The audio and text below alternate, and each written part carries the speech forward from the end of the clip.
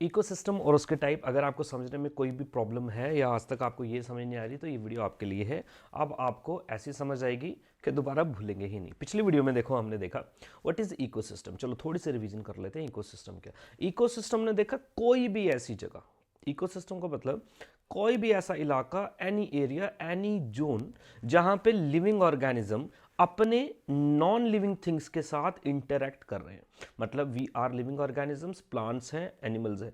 हम डिपेंडेंट हैं किन के ऊपर? अपने फिजिकल फैक्टर्स के ऊपर। फॉर एग्जांपल आप लैंड के ऊपर डिपेंडेंट हो, आप वाटर के ऊपर डिपेंडेंट हो, आप एयर के ऊपर डिपेंडेंट हो, आप इन चीज़ों को यूज़ करते हो। तो इनकी जो इंटरेक्शंस हो रही हैं आपस में, इस इंटरेक्शन को ही हम क्या बोलते हैं? इकोसिस्टम। और इस इकोसिस्टम की स्टडी को बोलते हैं इकोलॉजी। सिंपल। नाउ बात करते हैं क्लासिफिकेशन ऑफ इकोसिस्टम। देखो इकोसिस्टम कई तरीके के हो सकते हैं। इकोसिस्टम कई तरीके के हो सकते हैं। किसी की क्लासिफिकेशन देखो एक या दो क्लासिफिकेशन नहीं की जा सकती, बथेरी क्लासिफिकेशन किसी भी चीज की हो सकती है। वैसे इकोसिस्टम की देखो नॉर्मल आपको मैं बताता हूं classification of ecosystem.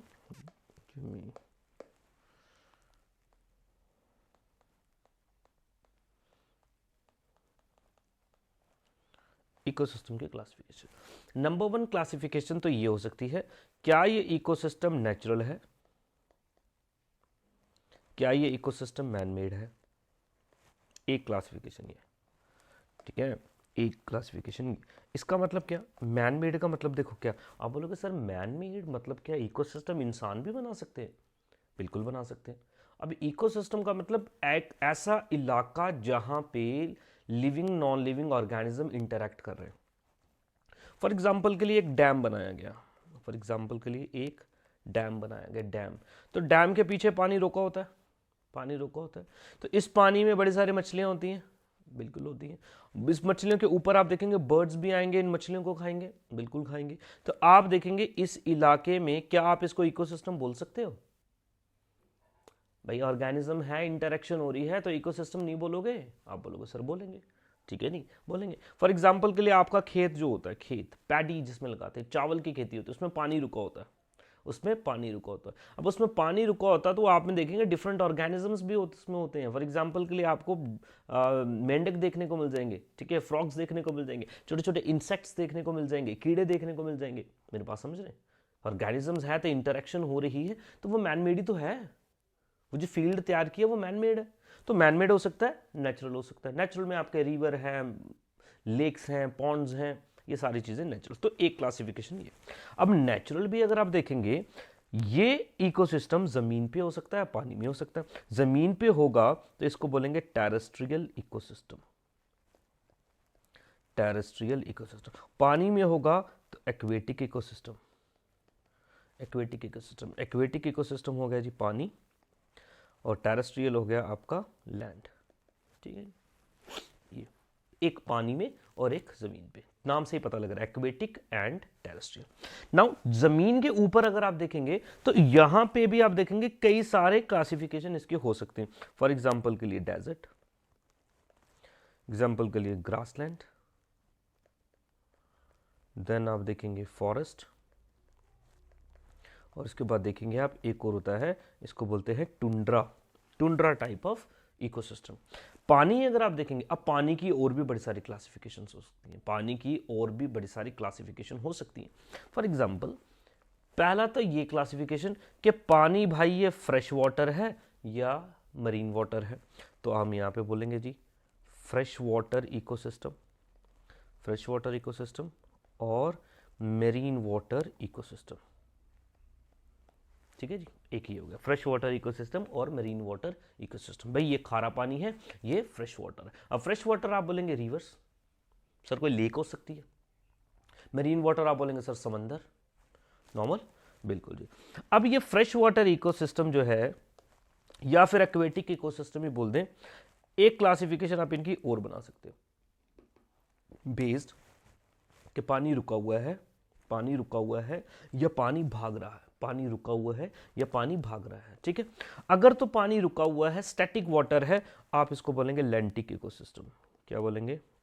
Lentic ecosystem, ठीक है, रुका हुआ है। और अगर पानी भाग रहा है, रनिंग है, तो इसको आप बोलेंगे lotic ecosystem, lotic ecosystem, लेंटिक ecosystem, lotic ecosystem. मैंने आपको पिछली वीडियो में बताया था, मान लो जी आपको किसी रास्ते में लूट लिया किसी ने, तो लूट के भाग लेगा वो बंदा, ठीक है जी, भाग ही जाएगा, रुकेगा थोड़ी, ठीक है। तो लूट के जब वो भागेगा तो बोल दिया लोटिक, यानी कि तो अगर तो रनिंग वाटर है वो हो जाएगा लोटिक इकोसिस्टम, और पानी स्टैटिक है तो हो जाएगा लेंटिक इकोसिस्टम। कुछ एग्जांपल्स अगर मैं आपको बताऊं लेंटिक इकोसिस्टम की, तो लेंटिक में आपकी आ जाएगा पॉन्ड, भाई रुका हुआ है, लेक रुकी हुई है, कहीं नहीं जा रही। बट वहीं लोटिक में आप बोलेंगे तो रिवर्स, स्ट्रीम्स, ठीक है। तो आपको इस तरीके से सवाल पूछेगा, बताओ जी रिवर किसके अंडर आएगी। अच्छा, इसके बाद में लास्ट में कुछ एमसीक्यूज भी हम डिस्कस करेंगे, आप वीडियो में बने रहे, इंपॉर्टेंट है, आपके एग्जाम में बहुत ज़्यादा हेल्प करेगी आपको, ठीक है। सारे एग्जाम्स में पूछा जाता है ये। चलो ये हो गया, तो आपकी एक क्लासिफिकेशन ये बन गई। तीसरा एक सवाल आपको बनता है मेरीन ऑर्गेनिज्म पे, वेरी इंपॉर्टेंट, मेरीन ऑर्गेनिजम्स के ऊपर, मेरीन ऑर्गेनिजम्स के ऊपर, ठीक है जी। आपने नाम सुना होगा न्यूस्टन, ठीक है जी, बेंटिक, ये ऑर्गेनिज्म का अगर आपने नाम सुना होगा कभी ना कभी पेपर में जरूर आपने देखा होगा, ये डायरेक्ट आपको पूछे जाएंगे। चलो तो हम इसको भी डिस्कस करेंगे नाउ। ये चार्ट अगर आप देख ले, समझ ले इसको, आप फोटो भी खींच सकते हैं, इसके स्क्रीनशॉट भी ले सकते हैं आप चाहें तो, ठीक है। अब हम चलते हैं अपना स्लाइड्स की तरफ, ठीक है, स्लाइड्स की तरफ। चलो ये आ गया जी आपका इकोसिस्टम। इकोसिस्टम में बोल दिया ये नेचुरल भी हो सकता है, ये आर्टिफिशियल भी हो सकता है, ठीक है जी। अगर नेचुरल है तो इसमें अगर ज़मीन पे है तो टेरेस्ट्रियल, मतलब लैंड पे है तो टेरेस्ट्रियल, और पानी में है तो एक्वेटिक, पानी में है तो एक्वेटिक। पानी अगर आप देखेंगे ये भी आगे चल के फ्रेश वाटर हो सकता है, मेरीन वाटर हो सकता है, फ्रेश वाटर हो सकता है, मेरीन वाटर हो सकता है। लैंड पे आप देखेंगे ग्रासलैंड एक इकोसिस्टम है, फॉरेस्ट एक इकोसिस्टम है, डेजर्ट एक इकोसिस्टम है। तो आपको ये सीधा देके बोलेगा बताओ एग्जाम्पल किसकी है, कौन से इकोसिस्टम में ये आएगा, ग्रासलैंड कौन से इकोसिस्टम में आएगा, एटसेट्रा एंड एटसेट्रा, ठीक है। चलो अब चलते हैं, देखो नंबर 1 आ गया टेरेस्ट्रियल इकोसिस्टम। अब इसमें क्या पढ़ना है यार, हो गया खत्म, खत्म ही हो गया ये, फिर भी चलो थोड़ा बहुत देख ले, अभी खत्म हुआ नहीं है मतलब, और भी इसमें इंपॉर्टेंट बातें हैं, समझते जाओ आप। चलो जी, terrestrial ecosystem is a land based ecosystem, land based ecosystem. The temperature range, average quantity of precipitation, rainfall कितनी हो रही है, soil की क्या type है, amount of light receive, देखो जी पूरी की पूरी धरती के ऊपर एक जैसी amount of sunlight नहीं आती, कहीं पे ज़्यादा कहीं पे कम, इक्वेटर पे ज़्यादा और इक्वेटर से दूर जाते जाओगे कम होते जाएगा, मतलब पोलर रीजन्स में बहुत कम, ठीक है जी। ये डिटरमिन करेगी किस तरीके का टेरेस्ट्रियल इकोसिस्टम एक पर्टिकुलर लोकेशन में होता है, ठीक है जी। ये किस में है आपको दिखा दिए।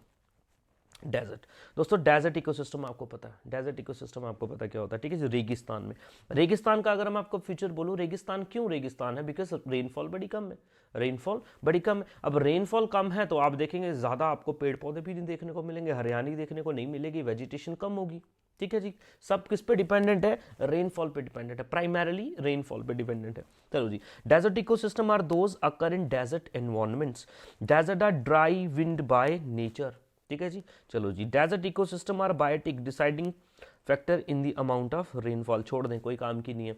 रेनफॉल आप देखेंगे 25 सेंटीमीटर से भी कम की रेनफॉल होने पे यहाँ पे डेजर्ट बिल्ड हो जाता है, तो वहाँ पे डेजर्ट इकोसिस्टम बन जाता है। डेजर्ट के बाद आप चलेंगे forest ecosystem, forest ecosystem, forest अगर आप देखेंगे 1/3 पूरी दुनिया का इलाका जो है, अर्थ का सरफेस जो है, ठीक है, जमीन जितनी है, ट्रीज आर डोमिनेंट वेजिटेशन, यहाँ पे आपको क्या मिलेगा, ज़्यादातर ट्रीज मिलेगा, ज़्यादातर क्या मिलेगा, ट्रीज मिलेगा।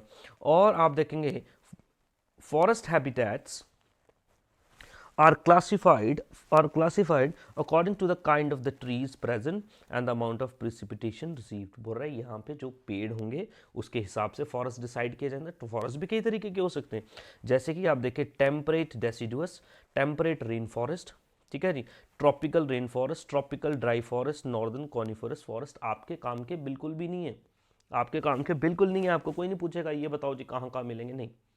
फॉरेस्ट भी आपस में वेरी करेंगे, कैसे वेरी करेंगे, बेस्ड ऑन ट्रीज, किस तरीके के ट्रीज वहां पे मिलते हैं, ठीक है जी। अगला है ग्रासलैंड इकोसिस्टम, ग्रासलैंड इकोसिस्टम से ही पता चल रहा है यहाँ पे क्या होगा, ग्रासेस क्या होंगे। दोस्तों मेरे एक पास हमें दोबारा से एक समझो ध्यान से, क्या फर्क है डेजर्ट, ग्रासलैंड और फॉरेस्ट इकोसिस्टम। देखो जी, नंबर 1 शुरू होता है हमारा डेजर्ट, दूसरा है ग्रासलैंड, तीसरा है फॉरेस्ट। ठीक है, आप देखेंगे डेजर्ट में वेरी लेस वेजिटेशन,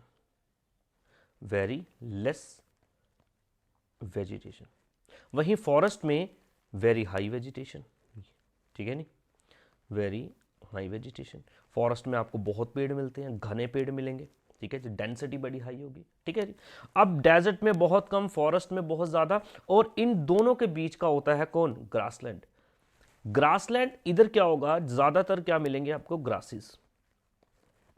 ये डेजर्ट की जितना बंजर भी नहीं है कि कुछ है ही नहीं, मिल रहा ही नहीं है। ठीक है, डेजर्ट में क्या मिल रहा है? कटीली झाड़ियां मिल रही हैं, कैक्टस मिलते हैं आपको बहुत कम, दूर दूर।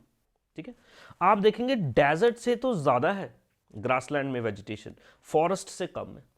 डेजर्ट से ज्यादा है, फॉरेस्ट से कम है। तो इन दोनों के बीच का जो ट्रांजिशनल जोन जो है, ये आपको क्या बोलोगे आप? ग्रासलैंड बोलोगे। क्या बोलोगे? ग्रासलैंड। ठीक है जी, ग्रासेस। चलो चलो, अब बोल रहे ग्रासलैंड में अगर आप देखेंगे 15 से 75 सेंटीमीटर की रेनफॉल के बीच बीच का जो इलाका है, ये आपका ग्रासलैंड का हो सकता है। बोल रहा है जो कि इतना इनफ नहीं है, कि वो फॉरेस्ट बन सके, फॉरेस्ट को सपोर्ट कर सके, but more than the genuine desert, but desert से ज्यादा है। तो इसलिए ये डेजर्ट से ज्यादा, फॉरेस्ट से कम होता है। Grasslands are vegetation formations that are most common in temperate regions. ज्यादातर कहां पे मिलता है? टेम्परेट रीजन्स में मिलता है। चलो आपको समझा ही देता हूं मैं आज टेम्परेट रीजन भी क्या होता है। टेम्परेट रीजन क्या होता है? धरती है, धरती का सेंटर क्या बोलते हैं? इक्वेटर। मैं ये मान के चल रहा हूं आपको थोड़ा बहुत पता है इसके बारे में। ठीक है, ऊपर 23.5 डिग्री ट्रॉपिक ऑफ कैंसर, यहां नीचे ट्रॉपिक ऑफ कैप्रिकॉन। ठीक है, 66.5 डिग्री पे आर्कटिक सर्कल, यहाँ 66.5 डिग्री पे अंटार्कटिक सर्कल। ध्यान से समझना। आपने वर्ड सुना होगा ट्रॉपिकल टेम्परेट, ट्रॉपिकल और टेम्परेट वर्ड देखो।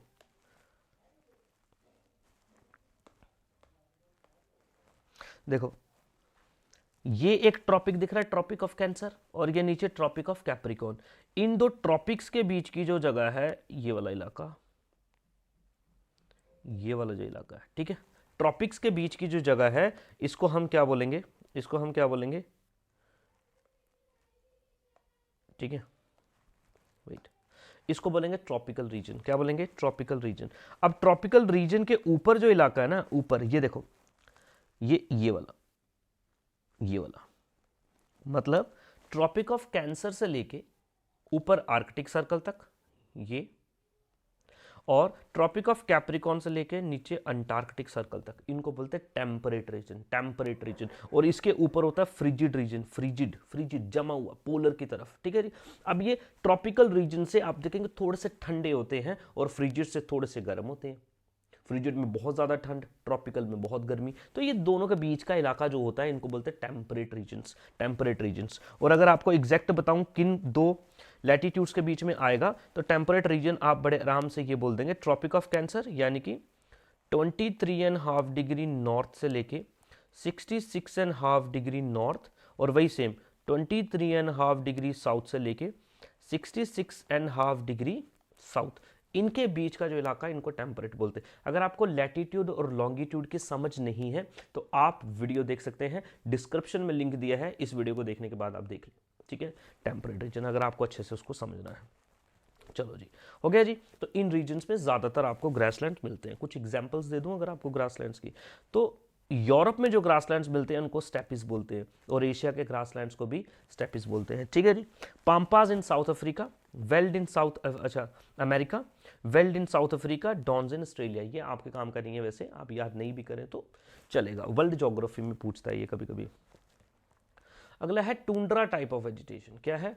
Tundra type of vegetation. Tundra type of vegetation मैं आपको बताता हूँ, जो बड़े ऊंचे माउंटेन्स होते हैं ना, बड़े ऊंचे माउंटेन्स का ये जो टॉप होते हैं ना, इन रीजन्स में टूंड्रा टाइप ऑफ वेजिटेशन मिलती है। बड़ी कम वेजिटेशन होती है, ठीक है जी। आप देखेंगे ज़्यादातर यहाँ पे स्नोफॉल, ये स्नो से घिरे रहते हैं, जिस वजह से यहाँ पे वेजिटेशन हो नहीं पाती, वेजिटेशन हो नहीं पाती। चलो जी, tundra ecosystem are treeless regions, treeless, trees नहीं होते, found in Arctic and on the tops of mountains, mountains के टॉप्स पे और आर्कटिक रीजन में, where climate is very cold, windy and rainfall is scanty, कम है रेनफॉल, ठीक है जी। The absence of tree is distinguish aspect of tundra. Features याद रखना, कम वेजिटेशन होती है, लो, पूरा ठंड होता है, बहुत ज़्यादा बर्फ होती है और प्रिसिपिटेशन भी लो होती है, इस वजह से यहाँ पे वेजिटेशन कम होती है टूंड्रा। तो आपको पूछेगा टूंड्रा बताओ इनमें से किस इलाके में मिलेगा, टूंड्रा टाइप ऑफ वेजिटेशन इनमें से किन इलाके में मिल जाएगा, ठीक है जी। बोलेगा डेजर्ट्स में, प्लेन्स में, फॉरेस्ट में और फिर माउंटेन्स में, तो आप बोलेंगे माउंटेन्स में टूंड्रा टाइप ऑफ वेजिटेशन आपको मिल जाता है। तो ये तो हो गए ज़मीनी, ये हो गए ज़मीनी। इनसे ज़्यादा इंपॉर्टेंट है एक्वेटिक, इनसे ज़्यादा इंपॉर्टेंट है एक्वेटिक इकोसिस्टम। एक्वेटिक नाम से पता लग रहा है मतलब पानी वाले इकोसिस्टम। चलो जी, aquatic ecosystem refer to the plant and animal communities occurring in water bodies, simple, water bodies. Aquatic ecosystem can be classified into many groups, यहाँ पे दो लिखा है, बड़े सारे हो सकते हैं, छोड़ो। नंबर 1 फ्रेश वाटर और मरीन वाटर, फ्रेश वाटर और मरीन वाटर, जैसे कि रिवर्स हैं, लेक्स हैं, पोन्स हैं, फ्रेश वाटर। मरीन वाटर यानी कि जो बहुत ज़्यादा खारे पानी है, ओशन, एस्चुरीज, मैंग्रोव्स एट्सेट्रा, ठीक है जी। अब मेरी बात सुने, वैसे तो आपको ये दो क्लासिफिकेशन होती है, लेकिन अब आप तीसरी क्लासिफिकेशन समझे। ये किस बेसिस पे किया जा रहा है, ये किया जा रहा है सैलिनिटी के बेसिस पे, सैलिनिटी बेसिस। सैलिनिटी का मतलब amount of salts present in water. देखो कोई भी पानी आप लेते हो ना, उसमें कुछ अमाउंट ऑफ सॉल्ट्स प्रेजेंट होते हैं, ठीक है। समंदर में ज़्यादा होते हैं, हम बोलते हैं ना खारा पानी होता है, खारा पानी क्यों होता है, उसमें सॉल्ट्स होते हैं। जो आप पानी पीते हो क्या उसमें सॉल्ट्स नहीं होते हैं? होते हैं, उनकी कंसंट्रेशन कम होती है। रिवर्स में नहीं होते हैं, बिल्कुल होते हैं, कंसंट्रेशन कम होती है, ठीक है। तो कितना सॉल्ट अमाउंट प्रेजेंट है वाटर बॉडी में, इस बेसिस पे आप ये देखेंगे कि कई सारे इकोसिस्टम बनाए जा सकते हैं, कई सारे इकोसिस्टम बनाए जा सकते हैं, ठीक है जी। जैसे कि मैं आपको बताता हूं, देखो देखो, एक तो हो गया फ्रेश वाटर, एक हो गया फ्रेश वाटर, एक हो गया, ठीक है जी। अगर तो 5 पीपीटी से सैलिनिटी कम है, लेस देन 5 पीपीटी, अभी बताता हूं पीपीटी क्या होता है, ठीक है जी। तीसरा आ जाएगा आपका मरीन वाटर, तीसरा आ जाएगा आपका मरीन वाटर। जस्ट एक मिनट अभी दिखाता हूं मैं आपको, एक मिनट दिखाता हूं, देखो, ठीक है नहीं। और अगर मोर देन 35 पीपीटी है, 35 पीपीटी, ठीक है जी, तो बोलेंगे मेरीन है। तीसरा, इनके दोनों के बीच का होता है ब्रैकिश वाटर, क्या बोलते हैं, ब्रैकिश वाटर, ठीक है जी। ये आप देखेंगे 5 से लेके 35 के बीच बीच में पीपीटी होगा तो ब्रैकिश वाटर। देखो जी, फ्रेश वाटर पूरा फ्रेश, ब्रैकिश वाटर नमकीन पानी, ठीक है जी।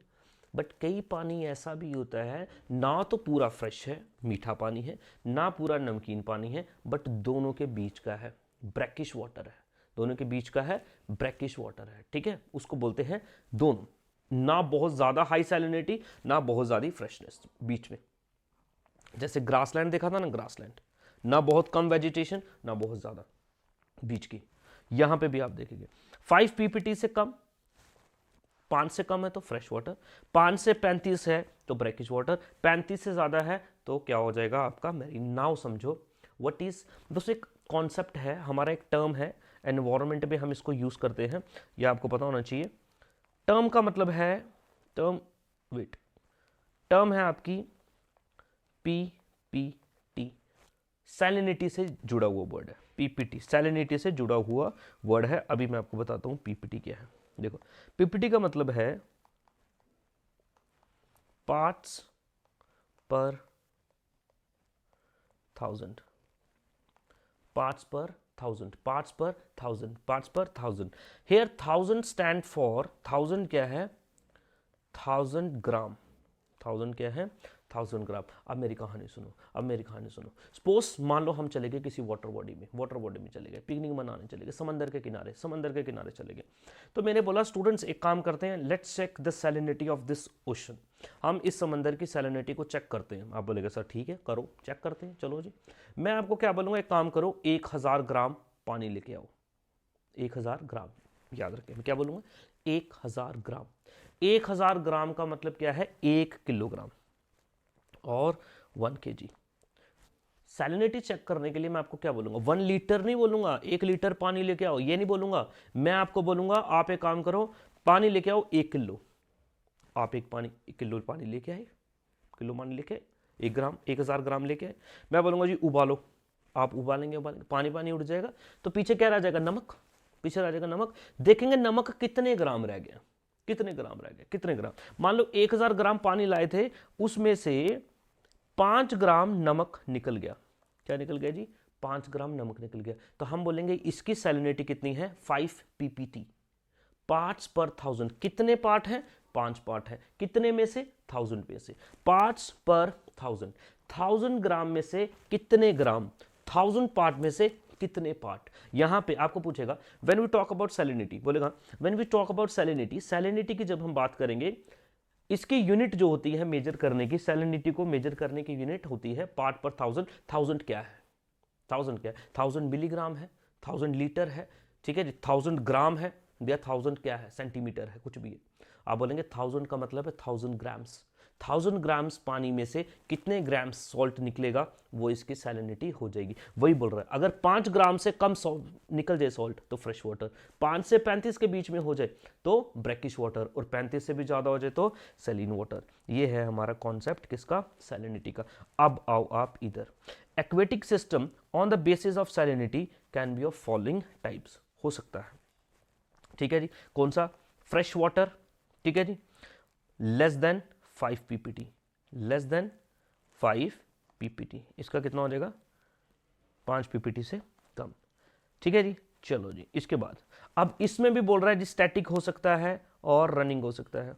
स्टैटिक हो सकता है और रनिंग हो सकता है. तो स्टैटिक दूसरा आ जाएगा हमारे पास, रनिंग इकोसिस्टम. रनिंग का मतलब क्या है, लोटिक, लूट के भाग रहा है, ठीक है. स्प्रिंग हो सकते हैं, माउंटेन ब्रूक्स हो सकते हैं, स्ट्रीम्स हो सकती हैं, रिवर हो सकती हैं, झरने हो सकते हैं, एटसेट्रा. चलो जी, ये तो हो गया हमारे ये. नाउ फ्रेश वाटर हो गया. अब अगली है मरीन वाटर. मरीन वाटर देखो 35 ppt से ज़्यादा होगा तो मरीन, 35 ppt से ज़्यादा होगा तो मरीन, ठीक है जी. और देन आ जाता है ब्रैकिश. ब्रैकिश इन दोनों के बीच का है, ब्रैकिश इन दोनों के बीच का है, ठीक है जी. 5 से 35 ppt तक. अब इसमें क्या एग्जाम्पल हो सकती है, estuaries, salt marches, mangroves and forest. अब मेरी बात समझना, मेरी बात समझना, ध्यान से समझना, इसको रहने दे. मैनग्रूव फॉरेस्ट की बात है, ठीक है, फॉरेस्ट नहीं, मैनग्रूव फॉरेस्ट. मैनग्रूव का मतलब होता है जो समंदर के साथ साथ में होता है ना, कोस्टल एरियाज में फॉरेस्ट होते हैं, उनको मैनग्रूव्स बोलते हैं. अब देखो दोस्तों, ब्रैकिश कहाँ पे बनता है, ब्रैकिश पानी कहाँ पे बनता है, मैं आपको बताता हूँ. ये समंदर है, ये समंदर है, समंदर का पानी खा रहा है. ये क्या है, प्रॉपर मैरीन है, प्रॉपर मैरीन. यहाँ से रिवर है, रिवर का पानी फ्रेश है, रिवर का पानी फ्रेश है. जब रिवर यहाँ पे आप देखेंगे इधर पहुँचेगी ना, तो समंदर और रिवर का पानी जहाँ पे मिलता है ना, मिलन होता है ना, जहाँ पे इनका इनका जहाँ मिलन होता है ना, ठीक है जी. तो इस इलाके को हम क्या बोलते हैं, इस इलाके को हम बोलेंगे यहाँ पे ना तो प्रॉपर खारा पानी है, ना तो प्रॉपर फ्रेश वाटर है. यहाँ पे होगा यहाँ पे होगा ब्रैकिश वाटर. कौन होगा, ब्रैकिश वाटर. और इस ब्रैकिश वाटर को आप क्या बोल देंगे, ये दोनों के बीच का होगा. और सैलिनिटी इसकी 5 से 35 के बीच में होगी ppt. समझ गए. अब एक important term, very very important term आप समझे, व्हाट इज इकोटोन. दोस्तों इकोटोन इंपॉर्टेंट कॉन्सेप्ट है, एनवायरनमेंट एंड इकोलॉजी का एक इंपॉर्टेंट कॉन्सेप्ट है इकोटोन. देखो इकोटोन क्या होता है, ecotone is a transitional ecosystem. Ecotone is a transitional ecosystem. एक इकोसिस्टम है लैंड, दूसरा इकोसिस्टम है वाटर, ठीक है जी. जहां पे लैंड और वाटर मिल रहे होंगे उसको बोलते हैं इकोटोन. मतलब दोबारा समझो, मान लो ये ज़मीन है, ये पानी है, जहाँ पे ज़मीन ख़त्म होगी पानी शुरू होगा, ये नहीं कि एकदम से ज़मीन ख़त्म होगी और पानी आपका शुरू हो गया, ऐसा नहीं होगा। आप देखेंगे इन दोनों का जो मिलन होगा ना, यहाँ पे दलदली इलाके बनेंगे। किसी भी नदी का किनारा देख लेना, समंदर का किनारा देख लेना, तो वो इलाका दलदली इलाका होगा, किनारा किनारा, ठीक है जी, क्योंकि वहाँ पे पानी और लैंड एकदम मर्ज हो रहे हैं। तो ट्रांजिशन हो रही है ना, ट्रांजिशन हो रही है, जमीन से पानी में ट्रांजिशन हो रही है, इस ट्रांजिशनल इकोसिस्टम को बोलते हैं इकोटोन, ट्रांजिशनल। ठीक है, यहां पे देखें मेरी बात से, एक मिनट आपको दिखाते हैं।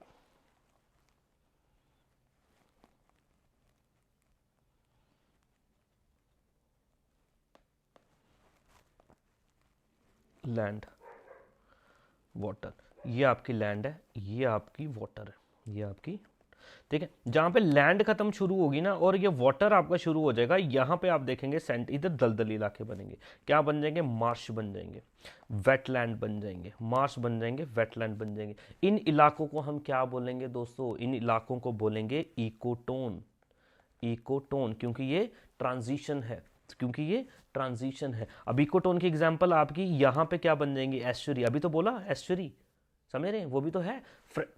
देखो रिवर एक इकोसिस्टम है, समंदर एक इकोसिस्टम है, दोनों का मिलन जहां पे हो रहा है एक अलग इकोसिस्टम बनेगा, उसको हम क्या बोलेंगे? एस्चुरीज बोलेंगे। डेल्टा, ठीक है जी, डेल्टा, समंदर और रिवर जहां पे मिल रही है वहां पे डेपोजिशन होने से डेल्टा फॉर्म होता है, तो वो का क्या हो जाएगा? Example ecotone. ग्रासलैंड इसकी एग्जांपल है, grassland, estuary, river bank. Grassland देखो क्या, ग्रासलैंड कैसे इकोसिस्टम हो सकता है? ग्रासलैंड कैसे इकोसिस्टम हो सकता है? देखो, डेजर्ट इकोसिस्टम, फॉरेस्ट इकोसिस्टम, ठीक है जी। डेजर्ट से फॉरेस्ट तक जाने के लिए आपको गुजरना पड़ेगा ग्रासलैंड से, बीच में कौन है? ग्रासलैंड है। तो ट्रांजिशन हो रही है ना, कम से ज्यादा ज्यादा ज्यादा ज्यादा, तो ये ट्रांजिशन है। अब ये नहीं समझ लेना कि पानी और नदी के बीच का इलाका, पानी मतलब जमीन और पानी के बीच के इलाका ही इकोटोन होगा, नहीं। जमीन जमीन पे भी हो सकता है, पानी पानी में भी हो सकता है, और पानी और जमीन के बीच में भी हो सकता है, बस ट्रांजिशन होनी चाहिए, ठीक है जी, ट्रांजिशन होनी चाहिए। तो यहां पे आप देखेंगे ग्रासलैंड, ग्रासलैंड तो पूरा का पूरा जमीन पे ही है ना, पानी और लैंड का तो नहीं इधर मिक्सचर हो रहा। अब एस्चुरी, एस्चुरी आप देखेंगे पानी और पानी का मिलन हो रहा है, तो पानी और पानी का मिलन हो रहा है, ठीक है। एक तरफ मरीन वाटर, एक तरफ फ्रेश वाटर, और ये आ गया रिवर बैंक, इसी में आ जाएगा डेल्टास, ये क्या हो जाएंगे? इकोटोन, इकोटोन हो जाएंगे। इंपॉर्टेंट है दोस्तों। इकोटोन के साथ में अगला इंपॉर्टेंट एक और वर्ड आपको समझना है, वो है एज स्पीशीज। वो क्या है? Edge species. देखो, अगर मैं आपसे एक सवाल करूं, सवाल ये है मेरा कि आप मेरे को बताएं, क्रोकोडाइल जो है, क्रोकोडाइल, क्रोकोडाइल कहां पे रहता है? अगर मैं आपसे एक सवाल पूछूं कि क्रोकोडाइल कहां पे रहता है, तो आप क्या बोलेंगे? पानी में या जमीन में? पानी में या जमीन? तो आप बोलोगे सर दोनों में। आप बोलोगे सर दोनों में। वो पानी पे भी रहता है, जमीन पे भी रहता है, इन अदर वर्ड्स वो किनारे पे रहता है, वो किनारे पे रहता है, वो दलदली इलाके में रहता है, दलदली इलाके, ना तो पूरा का पूरा पानी, ना पूरी की पूरी जमीन, ना पूरा का पूरा पानी, ना पूरी की पूरी जमीन, ठीक है नहीं, ठीक है। तो ऐसे ऑर्गेनिज्म जो ट्रांजिशन पे रहते हैं, ट्रांजिशन पे रहते हैं, ठीक है, उन्हीं को बोलते हैं एज स्पीशीज, उन्हीं को बोलते हैं एज स्पीशीज। क्रोकोडाइल इसकी एग्जाम्पल है, क्रोकोडाइल इसकी एग्जाम्पल है, ठीक है। अब एज स्पीशीज जो आपकी होती हैं, ये ट्रांजिशनल इकोसिस्टम में रहती हैं। ट्रांजिशनल इकोसिस्टम को क्या बोलते हैं? इकोटोन। तो आप ये भी बोल सकते हो, वो स्पीशीज जो इकोटोन में रहती हैं, species living in transitional ecosystem. और इस ट्रांजिशनल इकोसिस्टम को मैं किस वर्ड से बोल सकता हूं? इसको मैं इकोटोन भी नाम दे सकता हूं, इकोटोन का नाम भी दे सकता हूं। मेरी बात समझ रहे हैं? चलो जी, तो हो गया एज स्पीशीज, ठीक है। इकोटोन ट्रांजिशनल इकोसिस्टम, दो डिफरेंट इकोसिस्टम के बीच का, एज स्पीशीज जो इन इकोटोन में रहती हैं, ठीक है।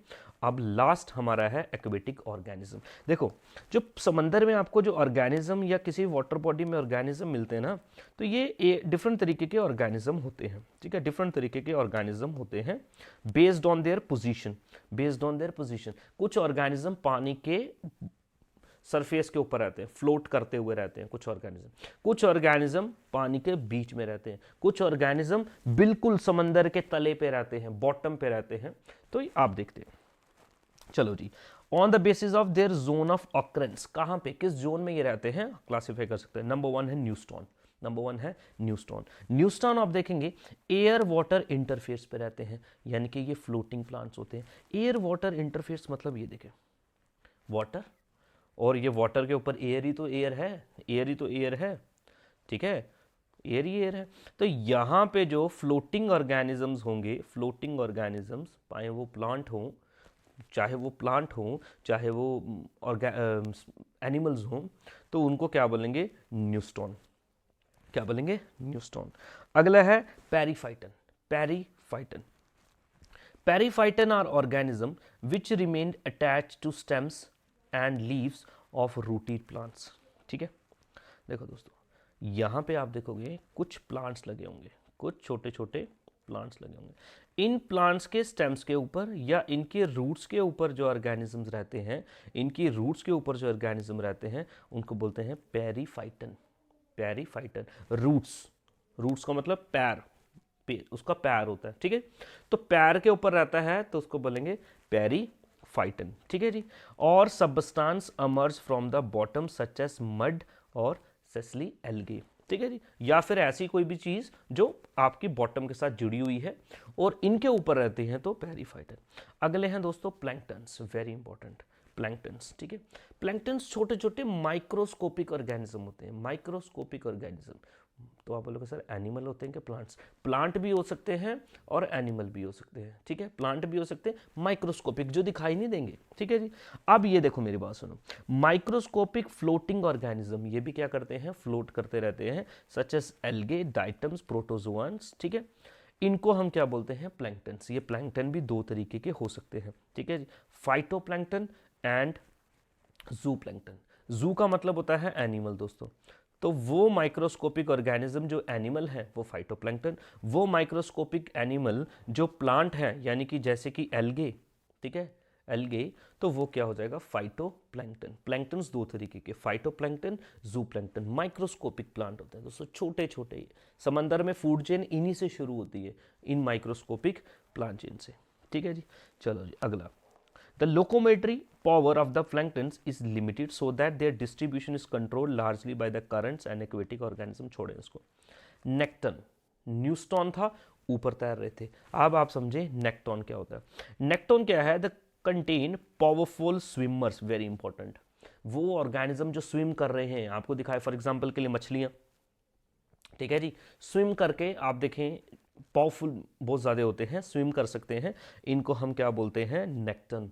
ठीक है, and to overcome the water currents, तो ये स्विम कर लेते हैं। ठीक, अगला बेंथोस, बड़ी इंपॉर्टेंट है, ये आ चुका है सवाल बहुत बार एग्जाम्स में।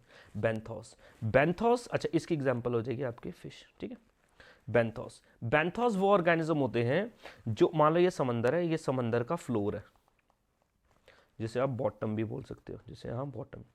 इस बॉटम के ऊपर रहने वाले जो ऑर्गेनिज्म होते हैं ना, इन बॉटम के ऊपर रहने वाले जो ऑर्गेनिज्म, ठीक है, इनको ये बोलते हैं benthos. Benthos, benthos, benthos bottom. ठीक है जी, बेंथोस। ठीक है, इनको बेंथिक ऑर्गेनिज्म भी बोलते हैं। बेंथोस या बेंथिक भी बोल सकते हो। Benthic organism are those found living at the bottom of the water mass, floor पे रहने वाले। दोबारा ऊपर से शुरू करेंगे दोस्तों, ऊपर से। फ्लोटिंग ऑर्गेनिज्म है, ऊपर फ्लोट कर रहे हैं, वाटर एयर सरफेस में इंटरफेस में रहते हैं, तो न्यूस्टोन। न्यूस्टोन जड़ों में, जो रूट्स में रहते हैं, स्टेम्स के ऊपर रहते हैं पेड़ों की, उनको हम क्या बोल सकते हैं, पेरीफाइटन, पैर पे रहते हैं। प्लैंक्टन छोटे छोटे माइक्रोस्कोपिक ऑर्गेनिज्म है, ये देख भी नहीं आ पाएंगे, जूप्लैंक्टन, फाइटोप्लैंक्टन्स। ठीक है जी। इसके बाद अगला है नेक्टन। नेक्टन मतलब जो स्विमर्स हैं, जो स्विम कर पा रहे हैं, मछलियां हैं, स्नेक्स हैं, ठीक है, जो स्विम कर पाएंगे वो आपके हो जाएगा नेक्टन। और लास्ट है हमारे पास बेंथिक या फिर बेंथोस, जो बिल्कुल नीचे बॉटम के ऊपर रहते हैं। तो ये कुछ ऑर्गेनिजम्स हैं, और इसके साथ में हमारे टाइप्स ऑफ इकोसिस्टम बड़े बेहतरीन तरीके से, कोई आपका छूट ही नहीं सकता, छूट ही नहीं सकता आपका इसमें कोई भी टॉपिक। चलो जी, कुछ सवाल भी थे, लेकिन सवाल के लिए अलग वीडियो बनाएंगे, उसमें डिस्कस करते हैं, वीडियो लंबी हो जाएगी। Thank you, have a nice day.